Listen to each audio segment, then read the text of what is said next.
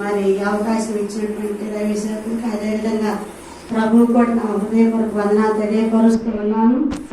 మరి దేవుడు మరి ఈ విధంగా ప్రతి ఒక్కరు కూడా మరి కడవరి దినాల్లో అనేకులను మరి దేవుడు తన పని కొరకై వాడుకోవాలని మరి తన పని విస్తారముగా ఉన్నది కాబట్టి పోసేటి పనివారు కొద్దిగా ఉన్నారు కాబట్టి అనేకులను తన వైపు తిప్పుకొని మరి దేవుడు ఈ విధముగా తన పని కొరకై ప్రతి ఒక్కరిని నడిపిస్తూ ఉన్నాడు. అందుకని మరి దేవుడు ఈ విధముగా మమ్మల్ని వాడుకుంటున్నందుకై దేవుని కోట్ల స్తుతులు స్తోత్రాలు చెల్లిస్తూ ఉన్నాను. మరి అదేవిధంగా ఒక కీర్తన భాగంలో చదువుకుందాం, వాక్య భాగం చదువుకుందామండి. 22వ అధ్యాయమే కీర్తన గ్రంథము 22వ అధ్యాయము 23వ వచనం. యెహోవా యందు భయభక్తులు గలవారులారా, యెహోవా యందు భయభక్తులు గలవారులారా ఆయనను స్తుతించుడి. హల్లెలూయా. యెహోవా యందు భయభక్తులు గలవారులారా ఆయనను స్తుతించుడి.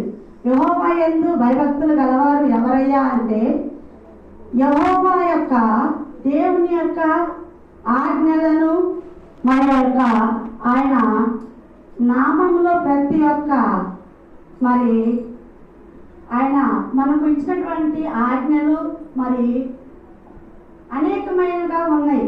కాబట్టి ఆజ్ఞలను నెరవేర్చడానికి మనము సిద్ధముగా ఉండి ఆయన సన్నిధిలో భయము భక్తి కలిగి మనం నడుచుకోవాలని దేవుడు తెలియపరుస్తూ ఉన్నాడు. మరి అనేకమైన భక్తులు మన పితరులు కూడా ఇశ్రాయేలు ప్రజలందరూ కూడా మరి యెహోవాకు మరి ఐగుప్తు దేశంలో ఉన్నప్పుడు కూడా మరి వారు మరి ఐగుప్తు దేశంలో వారికి అన్ని కూరగాయలు ఉన్నాయి, అన్ని ఆహారాన్ని తినడానికి అన్ని సమృద్ధిగానే ఉన్నాయి. అయినా కానీ ఎవరికి మొరపెట్టారండి? యెహోవాకే మొరపెట్టారు.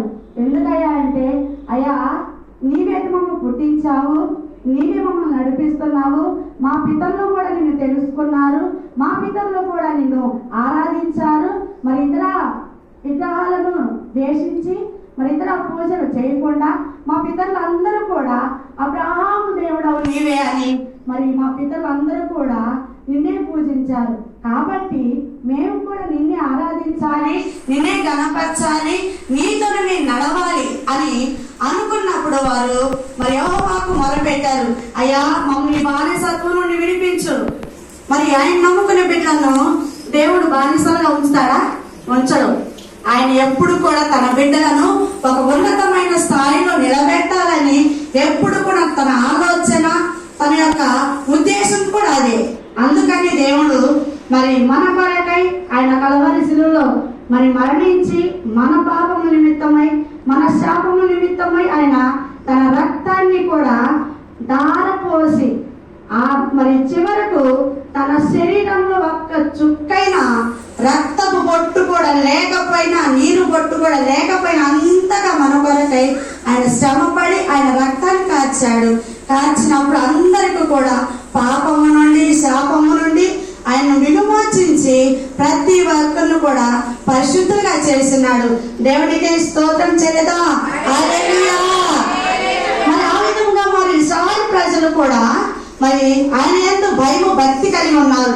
మమ్మల్ని బానిసత్వం నుండి విడిపించాయా, మమ్మల్ని కాపాడయ్యా, మేము నీలో ఉండాలి తండ్రి, అయ్యా మరి నిన్ను ఆరాధించాలి, నీలో మేము గడపాలయ్యా, నీతో నడవాలి తండ్రి అని మరి ఆ ఐగుప్తు దేశంలో ఉన్నప్పుడు ఇశ్రాయేలు ప్రజలందరూ కూడా మొరపెట్టినప్పుడు దేవుడు మరి రాజుతో మాట్లాడటానికి వీళ్ళ ధైర్యం చాలదు కాబట్టి తన దాసులను ఎన్నుకొని మరి ఆ విధముగా మరి రాజుతో మాట్లాడటానికి రాజు ఒప్పుకోకపోయినా కానీ అనేకమైన కీళ్లు ద్వారాగా అనేకమైన మరి ఉగ్రతలు రాణించి మరి ఆ విధముగా రాజు యొక్క ఫరో యొక్క మరి హృదయాన్ని మార్చడానికి దేవుడు సహాయం చేశాడు. సహాయం చేసినప్పుడు మరి ఇశ్రాయేలు ప్రజలందరూ కూడా సంతోషించి మరి ఆయనతో పాటుగా మోషే మరి తన తమ్ముడు తన అక్క అందరూ కలిసి మరి అనేక మంది 6 లక్షల జనాంగం మరి మన బైబిల్ తెలియపరుస్తూ ఉంది. ఆ విధముగా కొన్ని లెక్కల ప్రకారం చూస్తే మరి భక్తులు ఎందరో లెక్కలు చూసినప్పుడు మరి మరి పురుషులే 6 లక్షల మంది మరి తన భార్యలో తన పిల్లలు ఒక్కొక్కరికి 2 3 వేసుకున్న ఆ విధంగా కొన్ని లక్షల మంది ఉన్నారు. అయినా గాని దేవుడు మరి వారి మొరని విన్నారు కాబట్టి, ఆయన ఎందు భయము భక్తి కలిగి ఉన్నారు కాబట్టి, మరి వారి మొర విని వారిని ఆశీర్వదించడానికి, వారికి ఆనాడు దేశానికి నడిపించడానికి, సమృద్ధి గల దేశానికి మరి నడిపించడానికి, వారిని మరి దీవించడానికి మరి దేవుడు నడిపించినప్పుడు వారు కూడా ఆ విధముగా మోసే చెప్పినట్లుగా నడుస్తూ ఉన్నారు. అయినప్పుడు మరి దేవుడు వారి పాదములకున్నటువంటి చెప్పులు కానీ, వారు వేసుకున్నటువంటి బట్టలు కానీ, ఏది కూడా ఆహారం అన్ని కూడా సమృద్ధిగా ఆఖరికి దేవదూతలు తినే మన్నాను కూడా వీరు మనుషులు తిన్నారంటే అది ఎంత ధన్యత అండి! దేవుడిచ్చిన గొప్ప భాగ్యం. అటువంటి ధన్యతను వారు పొందుకొని ఉన్నారు. ఆ విధముగా మరి ఎందరో భక్తులు కూడా మరి ఆయన ఎందు భయము భక్తి కలిగి ఆరాధన చేశారు. ఎన్నో శ్రమలు వచ్చి ఉన్నాయి, అవన్నీ కూడా మనకు తెలుసు కూడా. మరి మనం ఎందుకు నడవలేకపోతున్నాం దేవా అన్నప్పుడు, మరి ఎన్నో సంవత్సరాల నుండి మరి ఈ విధముగా మనం దేవుడు తెలుసుకుని కూడా మన ఆశీర్వాదం పొందలేకపోతున్నాం, మరి దీవించబడలేకపోతున్నాం. మన ద్వారాగా ఇంకొందరు దీవించబడలేకపోతున్నారు, ఆశీర్వదించలేకపోతున్నారు, దేవుడిలోకి రాలేకపోతున్నారు. ఎందుకయ్యా అంటే మనలో ఏదో ఒకటి ఉన్నది. ఏమున్నది అది అంటే మన మనస్సాక్షికే తెలుసు, అది దేవునికి తెలుసు. ఆకాశం ఉన్న దేవుడు ప్రతి ఒక్క హృదయాన్ని పరిశోధించి తెలుసుకుంటున్నాడని దేవుడు లేఖన భాగాలు తెలియపరుస్తూ ఉన్నాయి. కాబట్టి మనము ప్రతి ఒక్కరం కూడా మరి కడవరి దినాల్లో ఉన్నాం. మరి కడవరి దినాలని మనం తెలుసుకుంటున్నాం కదా. మరి రాజ్యం మీదకి రాజ్యం, మరి కుటుంబాల్లో సమస్యలు, మరి ఒకరి యందు ఒకరు మరి ప్రేమ లేవు, సమాధానాలు లేవు, ఎవరికి వారే ఈ విధంగా ఉంటుంది. కాబట్టి దేవుడు లేఖన భాగాలు కూడా తెలియపరిచి ఉన్నాడు. కాబట్టి ఈ విధంగా జరుగుతూ ఉన్నాయి. ఎందుకయ్యా అంటే ఈ కడవరి దినాలు, దేవుడు వచ్చే రాకడి దినాలు. దేవుడు అంటున్నాడు, మీ హృదయం అనే వాటితో నేను నిలిచి ఉన్నాను.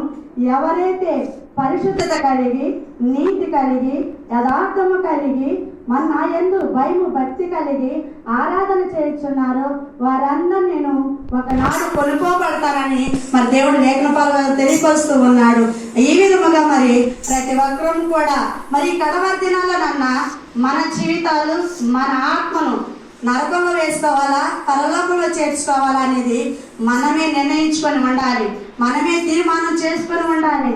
ఎవరో చెప్పేది కాదు, ఎవరో వినేది కాదు, ఎవరు మనకి మరి కలాంటి అట్లారండి అని చెప్పేవాడు ఎవరు లేరు. దేవుడైన యెహోవా తప్ప ఎవరు మనకు చెప్పేవాళ్ళు లేరు. మరి ఆయన మార్గం నడిపించాలని ప్రతి ఒక్కరు కూడా ప్రార్థనతో, విశ్వాసముతో మరి దేవుని యందు మరి భయము భక్తి కలిగి జీవించాలని ప్రభు పేట మీ అందరూ తెలియపరుస్తూ ఉన్నాను. మీ అందరూ కూడా ఆ విధముగా నేను నడుస్తారని నమ్ముతున్నాను. ఏ ఆత్మ కూడా నశించుకోకూడదు, నరకంలో పడిపోకూడదని ప్రభు పేట మీ అందరికి తెలియపరుస్తూ ఈ చిన్న మాటలో దేవుడు దీవించును గాక. ఆమేన్.